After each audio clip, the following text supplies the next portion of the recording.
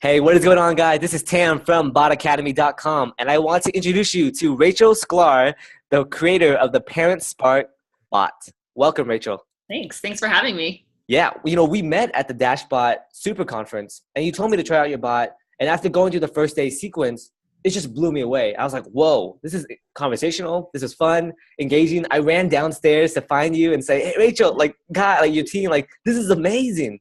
I have to, pick literally pick your brain about it, which is what we're doing in an interview now, and ask you how you did this. And for those watching this and want to try out your bot experience for themselves, what is the URL that they can find your bot at? If you go to Messenger, you can find us at ParentSpark. Got it. ParentSpark on Messenger. Our company is LifeSpark, and ParentSpark is our first of many bots that will support people in a lot of different areas of their life. And we're starting with parenting. Awesome. And just to give people context, what was the goal of this bot? When you said, okay, have this goal, why a bot, and what was the goal of this bot in particular? Yeah, that's a great question. So I'm a parent educator and a parent coach. And so I support people all the time who are struggling with their children. And, people basically struggle to read books because they're long and they're time consuming. And frankly, when you do read a book, it's not interactive. And so you may walk away not feeling very supported in the end. I teach workshops all over the Bay Area. Attendance can be pretty low at those because they're hard to get to. You got to get a babysitter. You got to make arrangements. Is it in the evening? Is it during a work day? And so basically communicating really powerful and effective and highly needed parenting content to people, there's just a huge roadblock in the way. And so this was an opportunity for us to take some top technology and combine it with coaching, workshop, book content to support people in their daily lives. It's an opportunity to just sort of get into I always imagine our clients are using this bot at the grocery store line. They have a few minutes here, a few minutes there to consume get some great tips, and then they can, then we have tools that support them to actually use and remember the tips that we teach. So bots seem like a great platform for that. Yeah, and it's a great platform for learning and like learning through storytelling. But is the end goal to convert the users to paid workshop attendees, or I guess what's the end goal besides just learning? Is there an end goal? None. Yeah, the end goal is to make parenting easier. Got it. Yeah. So say I'm a parent and I go through the bot and I just love it. Am I just gonna be happy? That's it? There's no hidden motive or anything? Not hidden motive, but is there no other motivation behind it? You mean, is there going to be a paywall eventually? Yeah, because I live in Silicon Valley.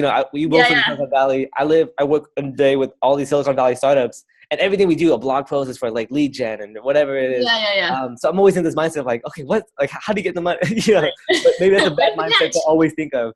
Yeah. I mean, there's really no catch in our bot when you go through the experience. We're a new company. We're still figuring out, we're sort of cracking the code on how to get great engagement, really high retention rates, serve people, get a great product market fit. And, this process of just getting into the hands of as many parents as possible and learning how they use it and learning what they like about it, what they don't like about it, what works for them, what doesn't work for them. It's a process. Nice. And that's the process that we're in right now. It's extremely exciting and very fast moving. Awesome. Yeah. And I believe it's really great at the conversational UI and the storytelling, but let's get down to the numbers. When you say open rates, retention rate, how effective really is this bot? Is there any numbers that you can share that will demonstrate this actually is really valued and really effective? So, the statistics and analytics are something that we are really focused on. The hard thing is are you a parent? I am not a parent. You're not a parent. Okay, so you've opened the bot. Yes. So if we include you in our statistics and our analytics, then we're not really learning about our product market fit. I'm glad you used it. So we have to be careful to make sure that we look at results from people who say that they are parents and of young children, because we're targeting parents of 2 to 6 year olds in this arc, in this iteration. So we've had about a 31% retention rate, or we say that that's sort of the rate of people who we call relevant users, parents of 2 to 6 year olds, to parents of young kids. And what we mean by that is that's the number of people who reached the conclusion of the bot Oh, at the time, whoa. given all the content that was there at the time they engaged with it. Wow. So, That's a lot. That's a high, really high percentage for completion yeah, rate. yeah, it's really great. So, but the more content we add, the longer the experience is, the fewer people will reach the conclusion. But those are the numbers that we're seeing right now in terms of people wanting to get to the end, and wait for more. Yeah. I mean, that's amazing. But how did you even know this was going to work? Because if you were to tell a marketer, say like, hey, you should write this messenger UI and like craft this beautiful story that will make users click like 10 buttons in one sitting, a marketer would be like, this is like a lot of work for this like unclear ROI like effort. Like, Right. how did you know it was going to work? Or it was just like trial and error? Yeah, we went through did a lot of A/B testing. We talked to a lot of people. We tried it out. I happen to be in our target market, so I, I know what would appeal to me.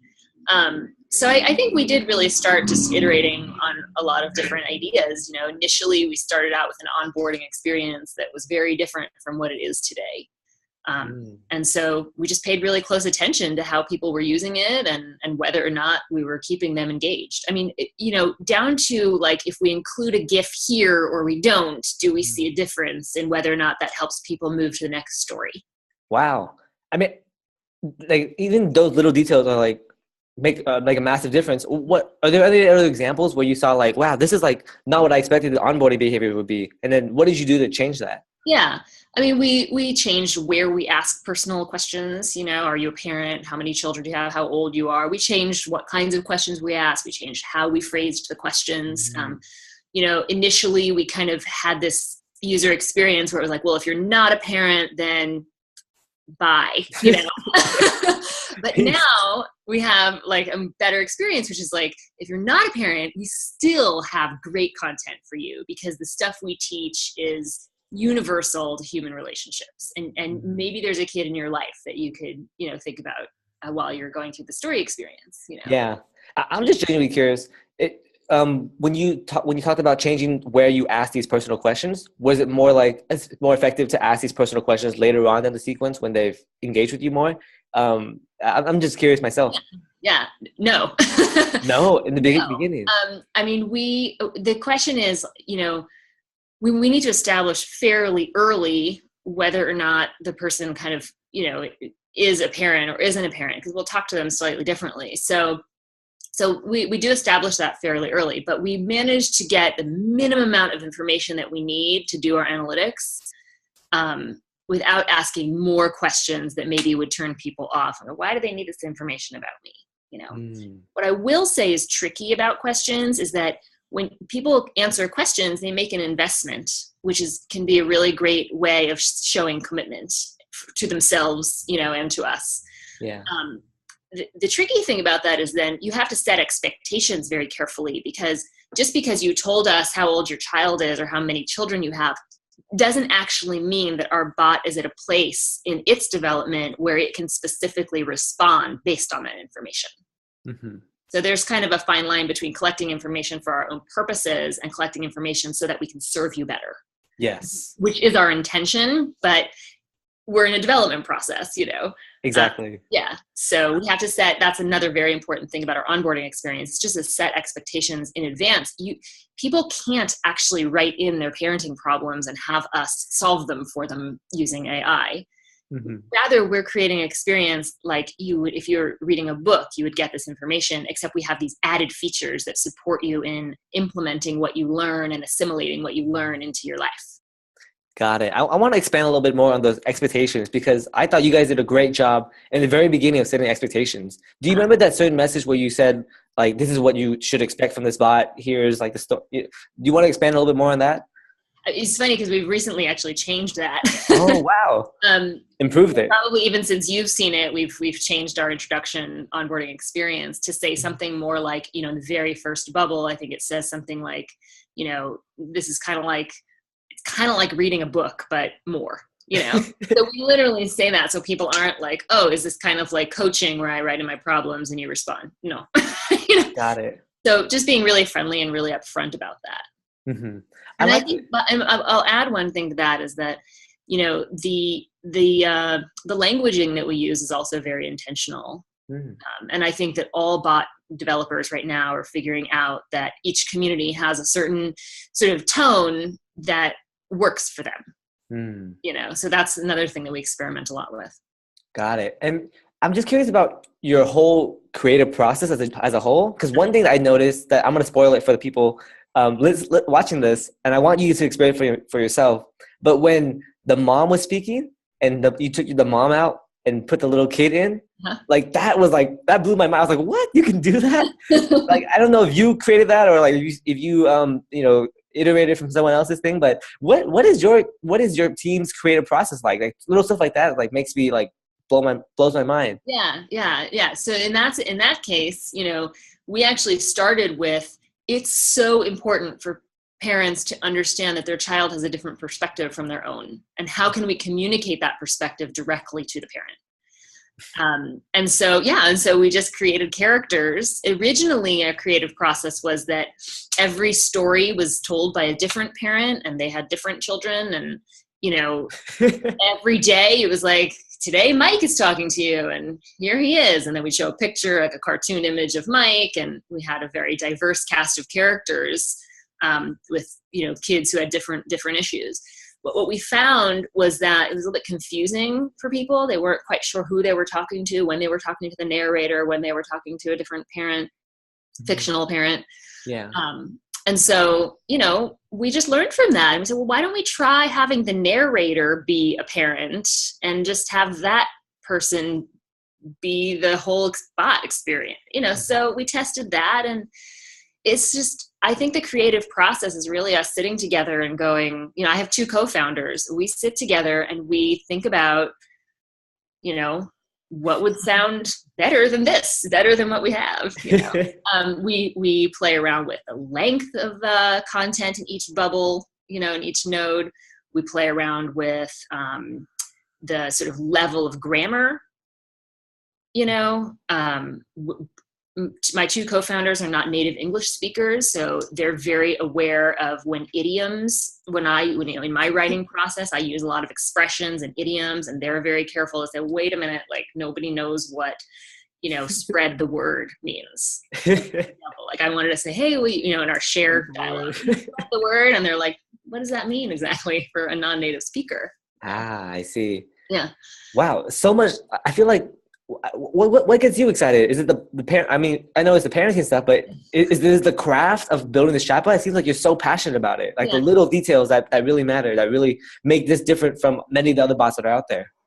So the thing that makes me so passionate about coming every day is to have partners, because my previous job, I was running a private practice.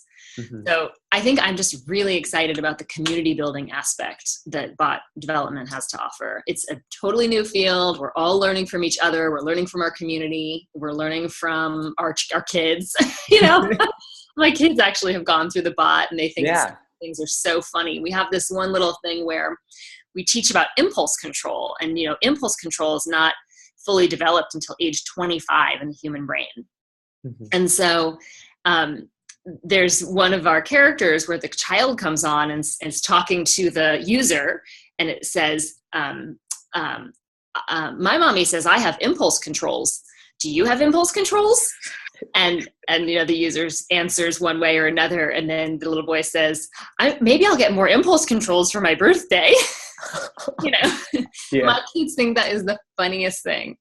So I don't know. I just think that storytelling is a really wonderful way to express our creativity. Yeah. That's awesome. And, I want to spend the last couple of minutes going a little bit nitty gritty on like the length and the quick replies. You mentioned that you tested out the lengths. How does that work? So one iteration is like, for example, like 5 bubbles, and the next one is like 10 bubbles. And then you see, like, I guess, how do you measure that? Why do you measure different lengths, and how do you know which one works? Yeah. So, I mean, this is also just a testing process, right? Like some people, and by the way, you can't please everyone, right? Some people wish that, they had 5 sentences in one bubble. Some people prefer 1 sentence per bubble. You can't please everybody. But what we've noticed is that, everyone's screen is different. Everyone has a different size phone. Mm-hmm. And so we want to make sure that as each bubble appears, people aren't having to scroll a lot. And I'm sure all bot developers are keeping that in mind. We all have I have a Samsung S7 and he has an iPhone, and Yeah. And so, we're just looking at the user experience for people and wondering aloud constantly, like, what makes the most sense here. And then really putting together kind of a list of our parameters for writing so that we can eventually, it's easy for someone else to come and pick up our guidelines. Got it. Yeah. Awesome. Another question I had about the nitty-gritty stuff is quick replies. I noticed you don't use the buttons that normally like stay there, but the quick replies are the ones that you click and they vanish after it's gone. I admit, I missed one day of the bot, and the next day it was Mother's Day, and they sent me another broadcast or another sequence message, and I couldn't go back to the other tip because the quick reply bubble was gone. Was that intentional, or was that just like should have done it the day before? Should have done it the day before. No, it's true. I mean, parents are very busy, and we never know if someone stopped engaging with the bot because they got distracted or they got busy, or if they stopped engaging with the bot because they got bored. Mm-hmm. And that story didn't apply to them, or it's just the content just wasn't relevant for them. So when we come in with another piece of content, we just kind of, we may nudge you about the previous story. Have you experienced a nudge yet where it says, hey, the other day we were talking about XYZ. Do you want to continue with that or skip to the next story? Yeah. And then it says like now or later. Is that right? Right.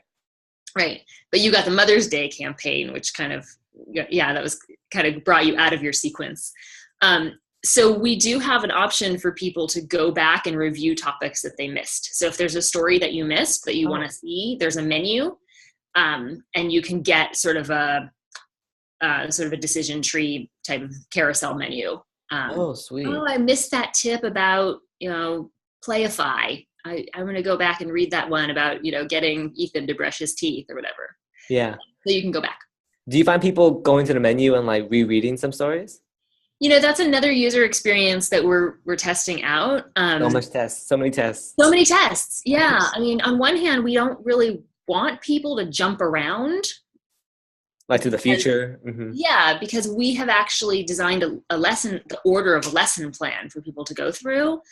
But like you said, you're bound to get, have a campaign that comes at you that may take you out of that linear experience. So we go back and forth about whether or not we want to promote the menu to people, say, if you missed anything, type menu, versus just having it kind of be like, well, if you get to the end and you miss something, then we'll send you back in time. So got it. Yeah.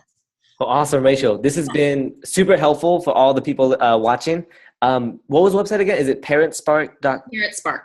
ParentSpark. What? Bot. .bot. Oh, ParentSpark.bot. Yeah. Make sure to try Rachel's bot out and see the experience for yourself. Rachel, is there anything else any last words that you want to leave off with our audience? Want to make these great bots? I want to just clarify the way to get to us is you can find ParentSpark bot in the bot drawer in the search when you search through Facebook Messenger. But if you want to check out our website and get to it from there, our website is lifespark.ai.